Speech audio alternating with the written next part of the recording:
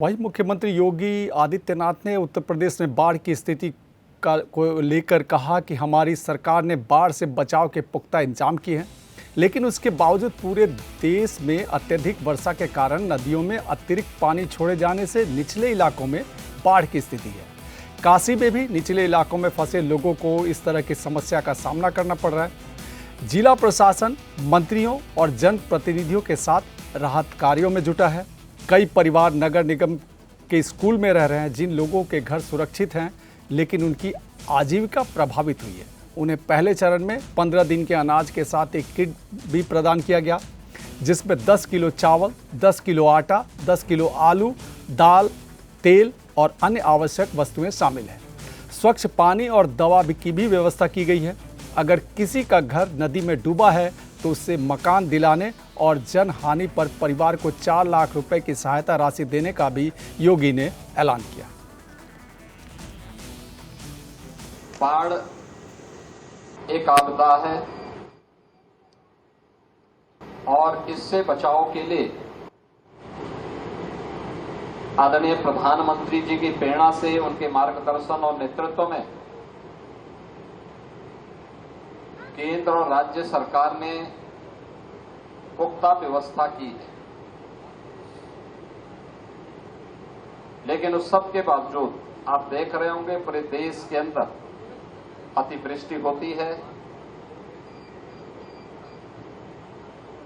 और अत्यधिक बरसात के कारण जब ज्यादा पानी नदियों में छोड़ा जाता है तो निचले इलाकों में पानी भरने की समस्या खड़ी होती है।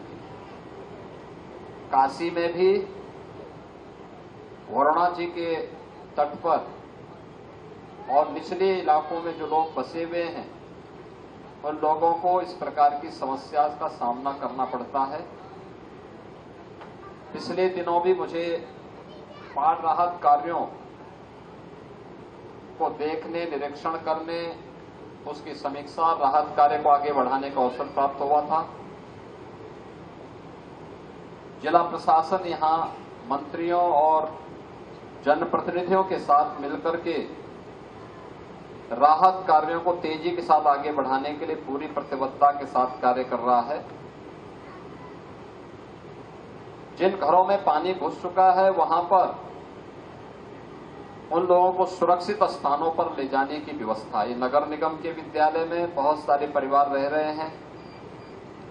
जिन लोगों के घर सुरक्षित हैं लेकिन रोजी रोटी पर असर पड़ा है, उन लोगों को पहले चरण में 15 दिनों का खाद्यान्न, जिसमें 10 किलो चावल, 10 किलो आटा, सूखा भूजा, 10 किलो आलू, दाल, चावल, दाल,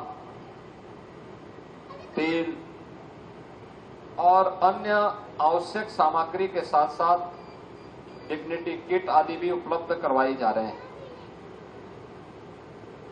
उन क्षेत्रों में पेयजल की आपूर्ति ठीक रहे, इसकी पुख्ता व्यवस्था भी की जा रही है।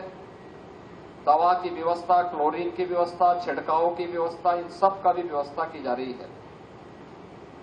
अगर नदी में किसी का घर विलीन हो जा रहा है तो उसे एक आवास उपलब्ध करवाने की व्यवस्था। जनहानि पर या सर्पदंश के कारण किसी व्यक्ति की मृत्यु होती है तो परिवारजनों को तत्काल 4 लाख रुपए की सहायता।